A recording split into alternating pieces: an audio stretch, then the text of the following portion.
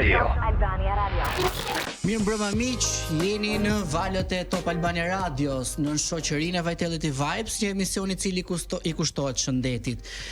Si çdo të shtunë, ju e dini që ne kemi të ftuar mjek, njerëz të cilët punojnë, pacient apo individ të cilët kanë pasur eksperjenca në fushën e shëndetit, pacient apo doktor.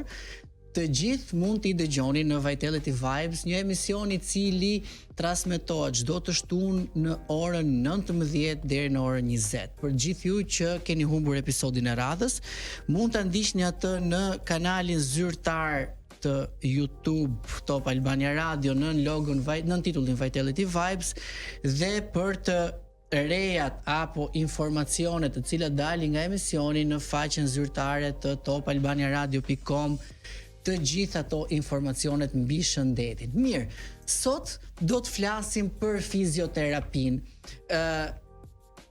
Unë kam ftuar dy koleg, një djalë dhe një vajzë, të cilët janë fizioterapistë prej vitesh dhe që ndajmë goxha eksperjenca me njëri tjetrin në fushën e fizioterapisë dhe kjo deg e shëndetësisë, e cila është shumë e rëndësishme dhe që vit pas viti dalin individ të cilët I japin kontributin e tyre në fushën e fizioterapisë po dhe rehabilitimit. Me mua sot në studio Kedi Ndoja, fizioterapist, mirëmbrëma dhe mirë se keni ardhur. Mirëmbrëma dhe mësir Gjeto. Dhe Xhulia Lazri, fizioterapiste, mirëmbrëma dhe mirë se keni. Mirëmbrëma. Pra ju të dy punoni dhe bashk, por prandaj doja që të kisha një djalë dhe një vajzë sot që të ndajnë ato eksperjencat si në aspektin mashkullor dhe në aspektin femëror, sa e vështirë është të trajtohet apo të rehabilitohet nga një femër dhe nga një mashkull, se ne jemi dhe vend që kemi pak me kemi ato paragjykimet tona, dikush thotë që jo dua terapistin femër, dikush mashkull, por mbi të gjitha unë nga ju sot dua të di çfarë është fizioterapia, çfarë është kjo deg e mjekësisë ku po flitet gjërësisht, ku tendenca për të shkuar tek fizioterapisti sot ka ndryshuar, ku njerëzit apo pacientët I drejtohen më përpara fizioterapistit se sa mjekut, si është trendi fizioterapistëve në Shqipëri dhe si po evolon fizioterapia në Shqipëri. Tani si që dim që gjithë që fizioterapia është një shkencë e cila studion fizikun e njeriut, parandalimin dhe rehabilitimin e tij. Është një shkencë e cila është shumë e vjetër në tërësinë e saj, e cila ka ndryshuar që nga të themi nga banjat termale, që ka qenë një empirizëm me gjitha këto, që edhe tek teknologjitë e sotshme të cilat janë me 3D gjitha këto. Duke marrë shkak si fizioterapia po evolon në tërësinë e saj, kemi të bëjmë me një qasje komplet të ndryshme nga se që ka qenë në fillim. Patjetër është ajo edhe që sapo përmende, që ndonjëherë pacienti vjen para te ne, na ndodh shpesh faktikisht, që din më shumë kryesisht rolin e fizioterapistit. Pra, vjen ban ta zam një konsultë ne, edhe pastaj ne në një moment të dytë mund ta dërgojmë për një konsult me të detajume me një ortoped. Kështu që mendoj që sidomos të vitet e fundit, fizioterapia është bërë shumë e njohur, shumë e përhapur, edhe njerëzit kanë filluar të kuptojnë, sa do të thotë me vërtet kupton puna që edhe ne bëjmë, normalisht nina me dhimbja ju ulet, ka një duke pasur një tërësi të një mekanizmi të një mekanizmi që fizioterapisti mund të jetë I përhapur në të gjitha degët, si thosh si neurologji, ortopedi, sportive, gjithë traumatologji sportive, gjitha, dhe fizioterapisti di se ku të adresoj që të jetë një ekzaminim më I saktë dhe një perceptim më I saktë I atij lloji dëmtimi. Tani, ju të dy sot keni ardhur dhe për të shuajtur disa mite në fushën e fizioterapisë. Deri dikur fizioterapia konsiderohej masazh. Nuk e di a ka rënë ky miti, pra a është fizioterapia masazh? Mitët fillojnë edhe shtohen dita ditës. Dikur thonim që ishte masazh, tani po thonë që jemi kërcitje.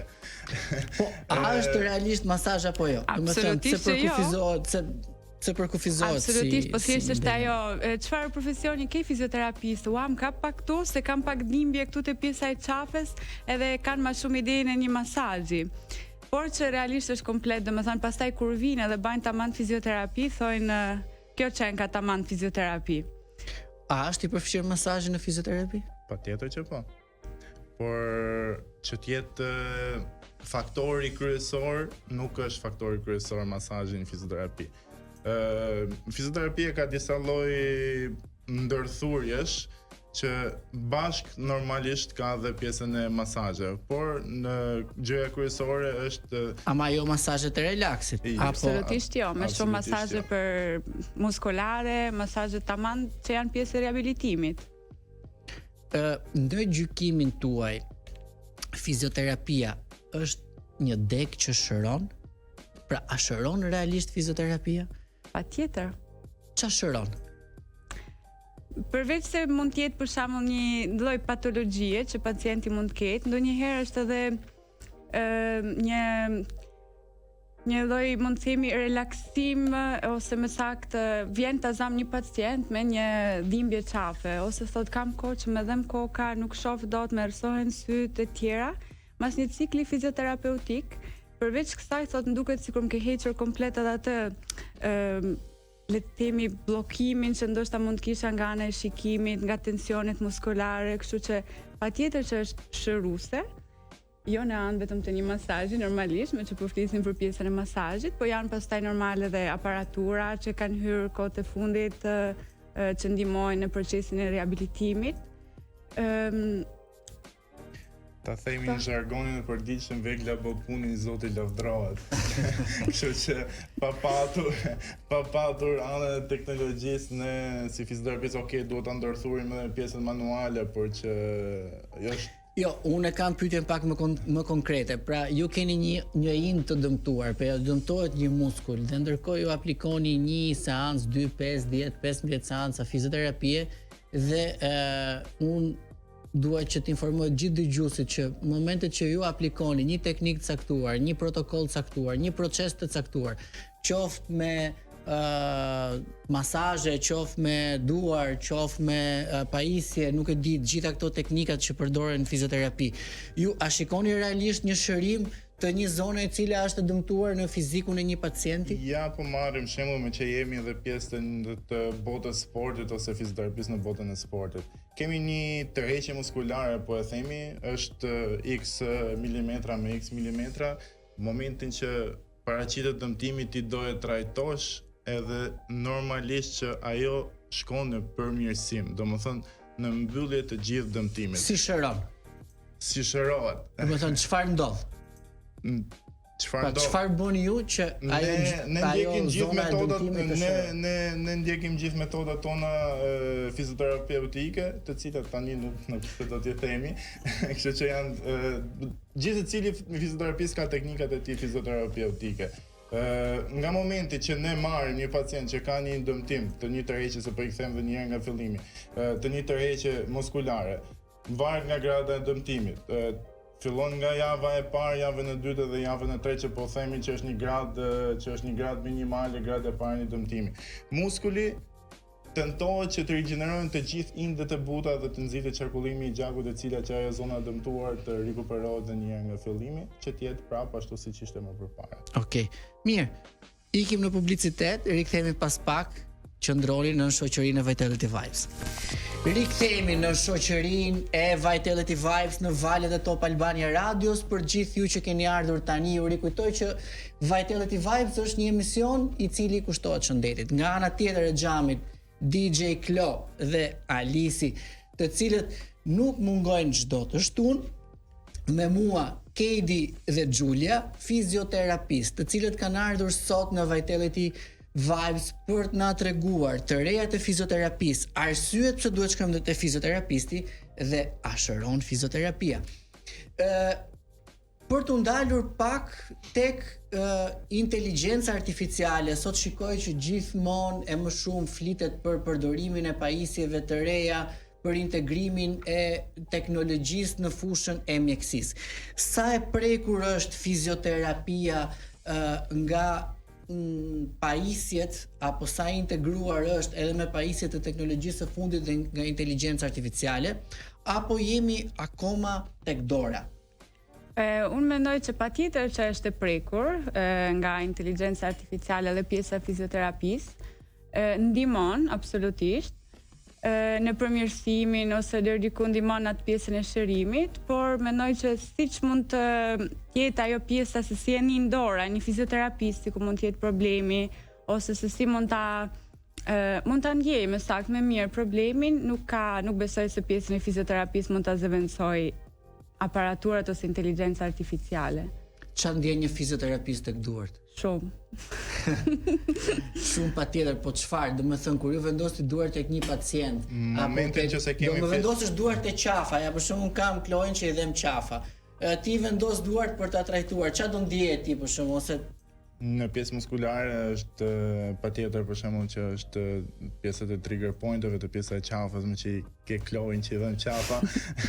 Pjesët e trigger pointeve, kontrakturat muskulare janë të paevitueshme, domethënë nga kontakti ose nga palpimi i gishtave. Po ti ç'a ndjen ke dora, ç'a ndjen?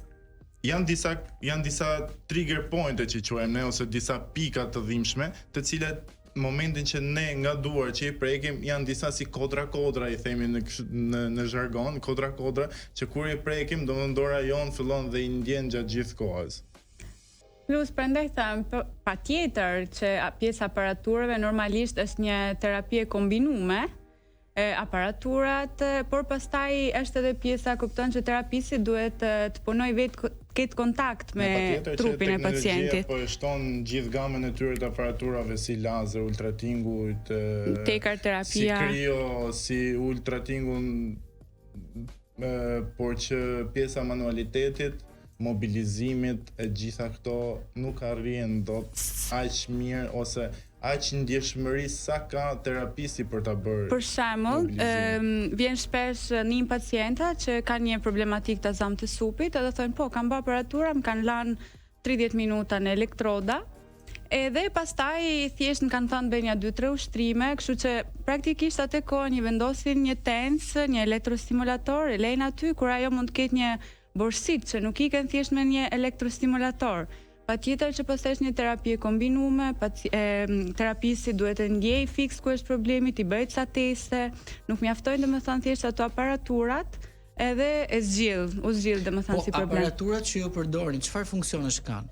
Pra përse i përdorni aparaturat tek pacienti? Aparaturat në tërësi në fizioterapi janë aparatura anti-inflamatore dhe regjeneruese e indeve të buta. Cilat kanë funksion termik edhe funksion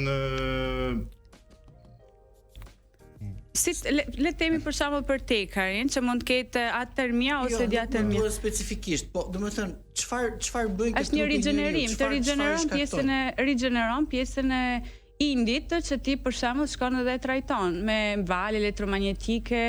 Pra le të themi përdor një stimuj të ndryshëm për të shëruar një patologji ose për nxjerrje një patologji. Patjetër, ose për sa në thellësi do të futesh te problemi. Kupton, janë aparatura të ndryshme, kështu që koha e përdorimit aparaturave, a kanë një kohë përdorimi apo pacientët mund të bëjnë pajisje pafund? Jo, absolutisht. Me mendimin tim ose me sa un kam atë formimin tim, mendoj që një pacient duhet ndjekë një cikël deri në me aparatura gjithmonë duhet ndjekë një cikël deri në 20 seanca ose 20 ditë. Momentin që këto 20 seanca do fillojnë të kalojnë dhe ajo të bëhet prapë e përditshme 20, 30, 40, ai efekti nuk mund të jetë më i njëjtë si 20 ditët e para. Se siç mund të jetë edhe i mirë, nëse ne edhe egzagjerojmë le të themi me aparaturat, nuk mund vi pacienti të thoj duhet bëj 30 seanca aparatura, sepse siç mund bëj mirë, krijon edhe efektin e kundërt, pastaj duke edhe i dhënë një dëmtim. Kështu që siç tha edhe Keti, mund të jetë i cikël 2 javorsh ose 20 ditë, në të cilat janë përfshirë pastaj edhe pjesa e ushtrimeve ose përfitoj. Patjetër. A ka raste kur aparaturat bëjnë dëm? Dhe a ka raste kur aparaturat nuk duhet përdoren? Pra, nëse unë do vi tek fizioterapisti dhe dua të marr një shërbim ku ju vendosni që të më përdorni pajisje, çfarë duhet keni ju parasysh, çfarë duhet ketë individi parasysh? Përdorimi i aparaturave janë të ndarë nga disa lloj njerëzish. Tek fëmijët janë të ndaluara disa lloj aparaturash, tek gratë shtatzëna janë të ndaluara disa lloj aparaturash. Tek dhimbjet akute, po ashtu janë të ndaluar disa lloj aparaturash. Gjithsecila ka ato protokollin e saj, të cilët ne si terapist kemi në momentin që pacienti vjen tek klinika jon, pyetësorën, të cilët pyesin pacientin çfarë dëmtimesh ka, çfarë dhimbje ka, çfarë dëmtimi ka, e gjitha këto. Pra, a mund bëj për shembull një pacient i cili është i smur me kancer, bëj pajisje fizioterapie? Jo, prandaj edhe Kedi përmend një pjesën e pyetësorit, është shumë i rëndësishëm normalisht, një pyetësor, momentin që pacienti paraqitet te klinika, gjëja parë për të ditë patjetër këto, nëse është një grup, për shembull nëse është shtatzan, nëse kanë kiste ose masa tumorale janë komplet të ndalume, sepse ndikojnë të kjo pjesa duke rindezur ato pjesën e qelizave, edhe mbartësit të pacemaker, siç janë aparatura në zemër, se ne nëse fusim direkt pacientin në terapi, nuk e dim që ai ka një pacemaker, nëse përdorim për shembull një lloj aparature siç mund të jetë tekari, shkon direkt edhe ndikon te pjesa e pacemakerit. Deri sa mund t'i sjellësh edhe ndalimi, le të themi, të zemrës ose në rast më të keq edhe vdekjen e pacientit. E kuptoj. Po tek fëmijët, kur mund të filloj përdorimi pajisjeve? Domethënë, nuk e di, a ka një kriter moshe që neve themi që nga kjo mosha e tutje mund të përdoren. Ku di për shkak. Unë mbaj mend që kur vritesh te lagja edhe ti shkon ose shkonim tek prindrit, thonim ke vrarë dorën, e kalonim duke na puth dorën, 2-3 herë puthe dhe shërohesh. Apo e mban pak me kompresa me të ftohta, ose mbaj mend që gjyqja për shembull bënte pak me raki, thotë Kloj. Ose gjyqja bënte pak shumë masazh me sapun dhe kalonte. Dhe në një moshë të caktuar kur ishim të vegjël, as nuk kuptoj që ne kishim dëmtime ose nuk i mbani mend. Tek fëmijët e vegjël mundohet të jetë kjo zgjedhje alternative, siç e thua ti, por ka një moshë të limituar që mendoj që mbas të 14-tave mund të përdorim disa aparatura, jo të gjitha prapse prap, jo të gjitha aparaturat. Nën 14 është mirë, siç e thua dhe ti, sepse nuk në raste dëmtime shumë të mëdha, atëherë normalisht se do merren protokolle të tjera. Jo, është edhe pjesa e rritjes kockore, që janë të ndaluara normalisht disa aparatura, edhe për pjesën e kockave të fëmijët, patjetër ndikojnë në rritjen e kockave. Jo, kjo është e rëndësishme sepse për gjithë dëgjuesit që janë duke ndjekur emisionin, nuk kanë informacion kur duhet shkojnë tek fizioterapisti, po nga ana tjetër a mund të përdorin pajisje apo jo. Unë kam parë, ose neve për shembull na drejtohen pacientët e 2-3 vjeç se ka vrarë pak këmbën, pra prindër të cilët thonë a mund t'i bëjmë diçka për t'i shëruar këtë problem. Dhe ndërkohë nga ana tjetër mund të themi që mund të orientohen tek fizioterapisti që gjejnë zgjidhje. Në moshën 14 vjeç e sipër do të përdorin pajisje. Jo vetëm për pjesën e dëmtimit, por për shembull ne kemi pacientë edhe që mund të jenë ne kena edhe pacientë që mund të jenë 8 vjeç, 10 vjeç, kupton, edhe me të vegjël, patjetër që këto problematikët i themi ne nuk i shërojmë dot, kupton, mund të vinë të bëjnë një konsult, siç po thoshte edhe Keri, mund vinë të marrin edhe një mendim nga ana jon, por nuk i fusim dot në aparatura sepse nuk lejohet. Pastaj është rast tjetër që kena fëmijë mbrapa që mund të jenë moshë më të vogël, që janë ndoshta i trajtojmë për pjesën e shtyllës korrizore, të skoliozave, që i trajtojmë në mënyrë thjesht duke i bërë një gjimnastik posturale, po në mënyrë manuale, kështu që pa përdorimin e aparaturave. Pra, nën 14 vjeç e poshtë është mirë që pajisjet e fizioterapisë mos të përdoren, patjetër. Pra 14 vjeç e sipër. Jo gjitha, po disa mund të disa aparatura, sepse ndikojnë në rritjen e patjetër në pjesën e kockave, formimin e kockës. Mirë, në gjykimin tuaj, fizioterapia është trend apo është një profesion i rëndësishëm ku ne nuk bëjmë dot pa të? Në Shqipëri akoma nuk është trend. Në Shqipëri është një nevojë. Dhe për këtë jo vetëm Shqipëri, por që kjo është për një fizioterapist është nevojë e gjatë gjithë jetës të një pacienti.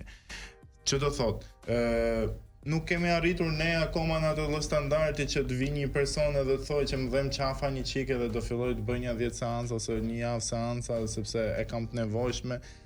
Në Shqipëri pa e mbaruar, pa e ngelur në krevat nga dhimbja nuk vjen njëri në fizioterapia. Jo gjithë, pavarësisht. Jo, unë mendoj që ka filluar pak. Ka filluar këto vitet e fundit, ndoshta. Akoma nuk është ai trendi, siç e thotë edhe Ilvi, që a kemi bërë akoma trend apo jo. Ka filluar të ndryshohet kuptimi i fizioterapisë ose qasja e fizioterapisë tek popullata, nuk është më siç e cekëm në fillim, nuk është më se mendojnë që jemi masazhatorë për kështu. E dinë rëndësinë tani të fizioterapisë, por që avash hapat janë me shkallë shumë të vogla që do i ngjisin avash. Pastaj të shtoj diçka më shumë trend, me duket, duke i dëgjuar, sepse sa vjen një herë ai pacient, ai mund të ketë 2-3 herë, të lutem thot në kërcit pak. Edhe më shumë duket sikur kjo është bot trend, ajo pjesa nga që shohin patjetër që ato janë të rëndësishme. Është komercialitet. Po, është bërë më shumë diçka komerciale. Vjen ai me 2-3 herë më thot me kërcit pak se kam shumë nevojë se më ka kërcit. Do ndalemi në pjesën tjetër të emisionit base në këtë trendin apo në të gjitha këto element që shtohen në një fushë siç është fizioterapia dhe pastaj kthehen në modë. Mirë, shkojmë në publicitet, rikthehemi pas pak, qëndroni në Top Albania Radio. U rikthyem në këtë pjesë të tretë të emisionit miq për gjithë ju që sapo keni ardhur në Top Albania Radio. Ju rikujtoj që unë jam me Xhulio dhe me Kedin, të dy fizioterapista, teksa po flasim për trendet, fizioterapin, evolimin, teknologjinë në një fushë mjekësore siç është fizioterapia dhe ndikimet e pajisjeve mbi shëndetin dhe realisht ashuron fizioterapia. Por, për të rikthyer tek një diskutim teksa po bënim në pushim, cili është trendi sotëm? Meqense ju më thatë që fizioterapia është domosdoshmëri, ndonjëherë ka filluar edhe të kaloj këtë domosdoshmërinë, jo kur na dhem qafa, kemi filluar të vim edhe për një seancë mirëmbajtje, po trendi se ne përgjithsisht ecim si popull, ecim pak kështu si me modën. Do të thënë, shkojmë te fizioterapisti se shkon komshiu. Ka dy trende që do të thënë për çfarë ose çfarë shikoni? Ka dy trende që mendoj unë që po përhapen. Njëri është trendi i fizioterapistave, të cilët po humbasin manualitetin, që po bazohen shumë në pjesën e aparaturave, dhe trendi dytë që është edhe pak më flagrant edhe më keq informues, është trendi i kërcitjeve, që për mendimin tim është një absurditet i vërtetë. Kërcitjet i thua këto që kërcasin qafën, që kërcasin kolonën, kërcasin qafën. Unë kam një eksperiencë personale time me një osteopat, të cilin e pyesja thoja sepse kërcitjet është një shkollë, është një deg rehabilitimi, është një deg shkencore dhe mjekësore, e cila është osteopati quhet. Dhe e pyes, i thoja doktor, si ka mundësi që kjo osteopatia po përhapet kaq shumë në Shqipëri? Edhe si po kërciten këto qafat kaq shumë? Thoshte mu, një kërcitje qafe duhet të kesh 20 vite eksperiencë thotë që ta kërcashët një qafë. Unë kam 15 thotë dhe nuk e kërcas qafën. Kurse këtu te ne më shumë ndërsa tek ne po bëhen me kurse 2 javore edhe 3 ditë pa merak edhe po bëjnë kërcitje. Po. Pra, është një trend i cili është vazhdimisht në rritje. Po, supozojmë që ky trendi është përhapur tek fizioterapistët. A bën dëm kërcitja shpesh te qafës? Me patjetër që po. Jo vetëm qafës, edhe pjesës tjetër të qafës, të kolonës e gjitha. Sidomos qafës. Qafat ka disa engjaku që kalojnë nëpërmjet disa kanaleve tek pjesa e qafës. Gjithmonë momente kërcitje ose momente manipulimi, siç e quajmë ne, ato enet e gjakut fillojnë edhe dëmtohen, që mund të ketë dëmtime shumë më madhore, si paraliza, si ishemi, si dëmtime mund të themi të parikthyeeshme, të cilat pacientët nuk i kuptojnë dhe nuk i dinë në fillimin, sepse u ndjet momentin që ato e bëjnë ndjen një lloj lehtësie dhe një lloj relaksi, por që ai është një relaks momental, nuk është një relaks i domosdoshëm. I përkohshëm. Plus që është bërë edhe pak, për shembull, ai nuk terapisti ta zëm, vjen një pacient, nuk e din çfarë mund të jetë edhe ndonjë hernie te pjesa cervikale. Edhe nga që kjo kërcitje është bërë shumë në mënyrë masive, thot lutem kërcit pak qafën, një kërcitje e cila mund ta dëmtoj akoma më keq pacientin, kështu që Do thoya të bënin me vërtet kujdes te kjo pjesa e kërcitjeve, po e thras kështu me ç'është bë me se si tip trend. Na intereson që ta themi në gjuhën popullore, pra kërcitje. Patjetër. Sepse edhe pacientët kur vinë dhe drejtohen thonë mam kërcit pak. Po ndonjë evidencë shkencore ka, pra përdoret për të arritur në ndonjë rezultat në shëndet apo mbi një patologji të fundit, po arrit në konkluzionin që kjo nuk ka asnjë lloj efekti përmirësues. Pra është thjesht një marketing, një efekt lehtësues i momentit, po pa edhe me dëmtime shumë të mëdha mbrapa. As nuk këshillohet që të bëhet, domethënë njerëzit i bajnë edhe një herë në javë, një herë në 2 javë. Kjo mund të jetë të kërcitesh 2-3 herë në gjithë jetën tënde, le të themi. Kështu që po ata njerëz që vetë kërciten ose që bëjnë manovra duke kërcitur qafën, duke kërcitur kolonën, edhe thonë sa mirë jam tani. A duhet i bëjnë në mënyrë vetjake apo vetjake nuk është sepse në fund fare manipulim është edhe ai. E vetmja gjë që ne si fizioterapist mund sugjerojmë është që anashkaloj kërcitjet, bëjmë më mirë një stretching qafës ose disa muskujve, ushtrime, gjitha këto. Mirëmbajtje më tepër se sa manipulim. A vendos fizioterapisti diagnozë? Unë mendoj që një fizioterapist i mirë duhet të jetë i mirë në diagnozë që të jetë i mirë edhe në rehabilitim. Patjetër, edhe unë mendoj që vendos diagnozë, por ka gjithmonë një por, gjithmonë i çojmë pastaj të një ndoshta të bëjnë një vizitë më të detajluar. Për shembull, unë kanë raste të lutem me kontrollo pak vajzën se qëndron shtremt. Unë kam pa një rast skolioze, po për të kenë edhe jo me të sigurt se aty duket edhe me sy që mund të jetë një devijim i shtydës korrizore, i dërgoj për një vizitë më detajuar, siç mund të jetë një radiografi, diagnoza, po ajo pastaj del. Edhe në gjana tjera normalisht, po. Ne vendosim diagnozë, por nuk kemi kompetencën për diagnozë. Në pak fjalë.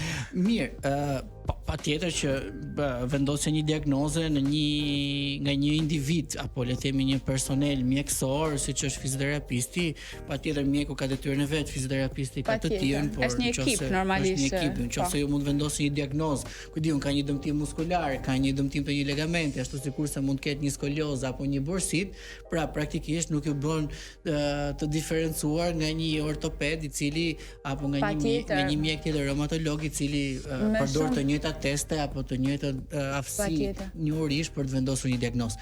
Po medikamente a japin fizioterapistët? Nuk janë. Sepse për shembull në Angli ligjërisht mund të japin antiinflamator. Po nuk e di si është në Shqipëri. A japin medikamente fizioterapistët? Japin medikamente, mund të japin edhe receta, japin, por që mund të japin antiinflamator, siç e the edhe ti. Në Shqipëri. Në Shqipëri. Kurse unë po flas pak për jashtë Shqipërisë se nuk lejohet. Prandaj, kështu që në Shqipëri patjetër si sa dhe keni ne mund t'japim një ibuprofen që mund të merret pa recetë, por nëse është diçka pastaj që hin ma thellë te pjesa e trajtimit me medikamente nuk është e këshilluar. Gjithmonë tek nuk është në kompetencën një fizioterapisti që të japi kura të gjata mjekimesh. Pra le të themi në një lloj mënyre fizioterapistët nuk japin medikamente përveç ato që mund të marrin një ibuprofen, patjetër. Mirë, ikim, rikthehemi pas pak në Vitality Vibes. Kthyem në këtë pjesë të fundit të emisionit miq për të ndjekur Vitality Vibes, një emision i cili kushtohet shëndetit dhe që transmetohet në valët Top Albania Radios, me mua Kedi dhe Xulia, të dy fizioterapist, të cilët kanë ardhur për të na shuar të gjithë ato mite, kuriozitete për sa i përket një fushë e cila është gjithmonë në evolim sipër dhe që shërben për t'ju rekuperuar dhe shëruar siç është fizioterapia. Mirë, jo më kot jeni sot një vajzë edhe një djalë, apo nuk e di, Kedi është martuar, më dhe një burr dhe një grua. Por një goc, por jeni dy sepse unë dua që ju të më tregoni disa detaje nga ato që nuk thuhen në përdhomet e fizioterapisë. Për shembull, sa e vështirë është që për ju të dy të vi një pacient i seksit kundërt, pra tek ju të vi një mashkull, tek ju të vi një pacient i seksit femër dhe të zhvishet. Pra të zhvishet. Pra unë kuptoj që ju ruani profesionalitetin, po ndërkohë nga ana tjetër mund të jetë burri që nuk do që gruan e tij ta trajtojë një fizioterapist mashkull. Unë po t'tregoj një situatë time që më ka ndodhur me një paciente, po trajtoja zonën lumbare të saj, gati lëkare, fund shpinën, edhe ishte gjysmë e zhveshur, si thuash, me një peshqir edhe po trajtoja dhe më tha Kedi, kisha shumë vite që trajtoja atë. Po Kedi të them diçka, po e thash, po të kisha pas ty burrin tim, tha unë do të lija direkt. Pse i thash? Tha po se tha ç'a bën ti gjithë ditën, tha trajton femra, tha këtu të pjesa e fund shpinës e gjitha. Pra aty do të them që është një pjesë profesionalizmi e jona të cilën ne nuk puna është punë, qefi është qef, jashtë punës është jashtë punë, brenda punës është ai qëndrimi serioz dhe profesional i punës. Patjetër që ka edhe kjo që sapo the, që mund të jetë një burr, sjell gruan, ta zam dhe thotë jo, për shembull i futet Kedi dhe thotë nuk du se shef Kedin gjithë ky. Nuk du thotë kupton ma trajtoj Kedi, kështu që patjetër që ekzistojnë edhe këto. Ndoshta janë pak në zhdukje, por që janë si gjëra që mund ta marrin një femër. Ekzistojnë akoma koncepte që nëse shkohet tek fizioterapisti ose çështje kulturës që duhet ta ndajnë fizioterapistin femër nga fizioterapistin mashkull. Po, besoj barriera në zhveshje keni pasur, pra që ti thua, ore dëgjoj, duhet të trajtoj këtë pjesën rreth kofshës mozotrisë, aty është problemi. I kemi trajtuar se patjetër, si më kanë të thanë, do ikë te ginekolog, po do ikë te një femër, se s'do të më shofi mashkulli. Patjetër se do i trajtojmë. Normalisht, pastaj çunat na vinë edhe ndihmë, na ndihmojnë, patjetër. Jo gjatë gjithë kohës. Po, mos na i lënë gjithë kohës, po kjo lloj domethënë që ta marrim dorën e gocat, le të themi, kështu që pacienti që ka një problem me një pubalgji ose një problem rrënzët që ta trajtojë gjithkohës vajza. Po themi që në shumicën e rasteve këtyre dëmtimeve tek meshkujt, dëmtimet si thua të sikletshme mundohemi që t'i bëjmë ne meshkujt. Dëmtimet që janë të sikletshme tek femrat, po ashtu mundohemi që t'i orientojmë që t'i bëjnë vajzat e klinikës. Është e vështirë kjo në punën tuaj për të arritur rezultatet që doni? Është e vështirë në disa raste, por që mendoj që me një staf të kompletuar ose që me një staf që mund shkojë mirë me njëri tjetrin mund të arrijnë edhe rezultate të mira, për faktin sepse ne nuk e shohim asnjëherë këtë çansën që është femër dhe nuk di ta bëj punën aq mirë sa di ta bëj dhe mashkulli. Pra, të dy atë punën e bëjnë të njëjtë, po thjesht femra ka atë brëjsinë, si themi, dhe atë përkujdesin pak më të madh se sa një mashkull. Mirë, para se ta mbyllim një mesazh të fundit. Çfarë i sugjeroni pacientëve, njerëzve të gjithë atyre që na dëgjojnë? Siguroni mirë dhe gjeni fizioterapistin e mirë. Nuk po themi që hajini tek ne ose diku, po thjesht gjeni mirë atë çfarë keni dhe gjeni fizioterapistin e mirë që në fund fare të keni një përmirësim të mirë ose një arritje shumë të mirë. Edhe fizioterapist e kualifikuar. Domethënë që jo thjesht është bë trend, po që siç ta dhe Kedi tamante din ku të shkojnë dhe din çfarë zgjedhin.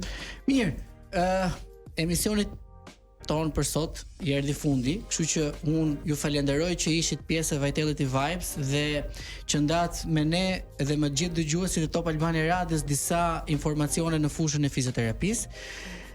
Ju uroj një fundjavë të këndshme për gjithë ju që po ndaheni tani nga Vitality Vibes, mos harroni episodin e radhës ditën e shtunë në orën 19 deri 20.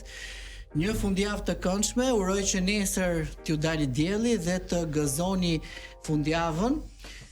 Mos harroni shëndeti i pari. Natë e mirë dhe mirë dëgjofshim. Natën e mirë.